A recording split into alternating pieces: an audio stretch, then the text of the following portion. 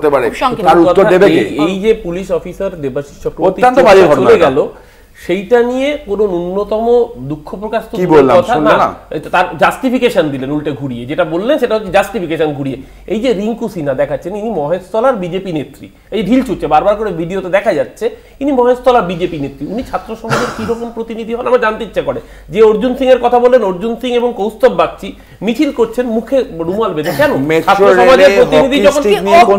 অরূপ, আমার এখানেই প্রশ্ন যে কোথাও কোথাও রাজনৈতিক চাপানুতোর এবং এবং এক সেকেন্ড আমায় শেষ করতে দাও, এর বীজ তো আরো গভীরে লুকিয়ে রয়েছে। আমি যদি বলি যে হরিমোহন ঘোষ কলেজের যে ঘটনা, তাপস চৌধুরী এবং তাপস চৌধুরীকে অ্যারেস্ট করানোর জন্য বদ্ধপরিকর হয়ে তৎকালীন নগরপাল যখন লোকাল থানায় বসে, সেই সময় তিনি বদলি হয়ে গেলেন, সিআইডির হাতে চলে গেলেন। মৌপিয়া, তাহলে তো ডিসি পোর্ট বিনোদ মেহতা কিভাবে মারা গেলেন, বামফ্রন্টের কোন মন্ত্রী তাদের মদত দিচ্ছিল সেগুলো আসতে পারে। আমি শেষ করতে যাচ্ছি না, আমাকে শেষ করতে দিন প্লিজ, শেষ করতে দিন। মুশকিলটা হচ্ছে কি, আমরা তো জাস্টিস চাইছি।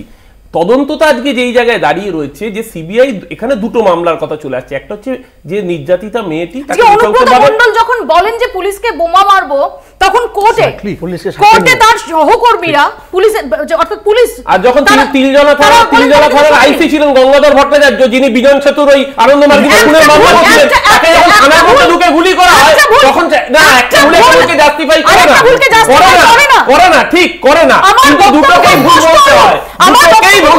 আজকে কোন নাগরিক যদি কোনো সমস্যায় পড়েন, তিনি সুরক্ষার জন্য এক সেকেন্ড পুলিশের কাছে যাবে।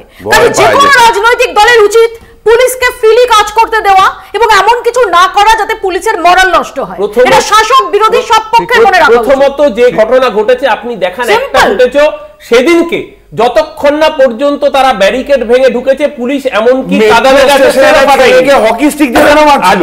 আমি খুব সংক্ষেপে বলার সময় বলিনি, এক সেকেন্ড আমার সময় সংক্ষিপ্ত, আমি খুব সংক্ষেপে